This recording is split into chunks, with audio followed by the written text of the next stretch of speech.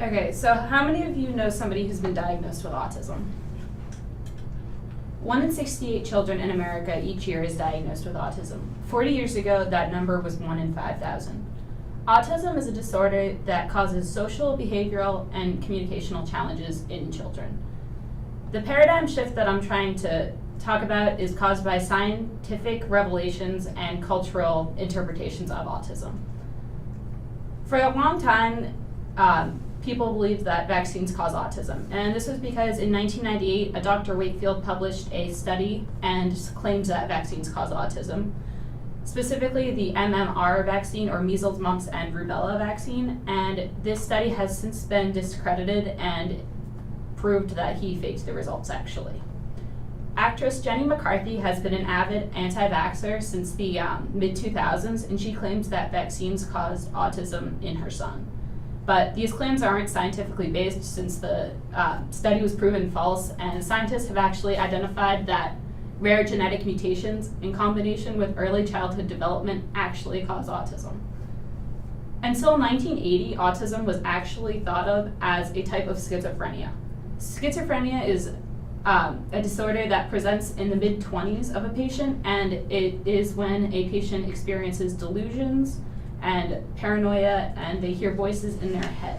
So since 1980, we have come a long way in understanding what autism truly is, and the spectrum wasn't identified until sometime in the 2000s. So many people believe that autism is becoming more overdiagnosed in society, when actually it's just becoming more understood within the scientific community.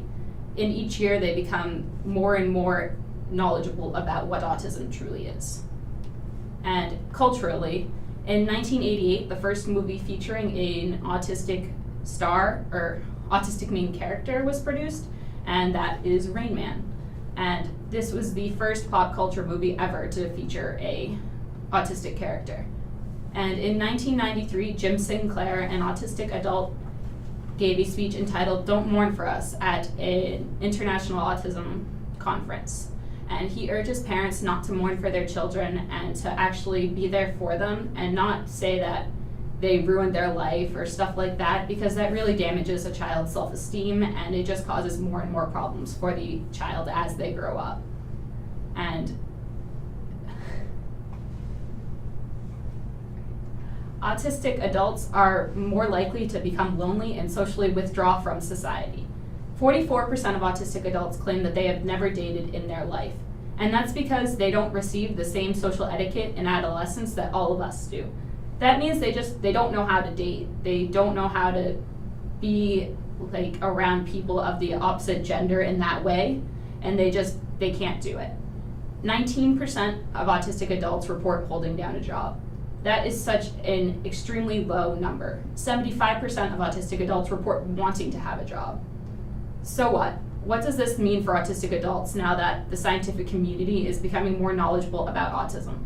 It means that employers will be able to work with doctors and be able to understand autism and be able to work with the employees that have autism and be able to identify certain tasks that they are better at doing and be able to better or allow them to have more jobs in society. And culturally, becoming more accessible with characters like Sheldon from The Big Bang means that people, future employers, and friends can better understand autism and understand how to interact with people who have it.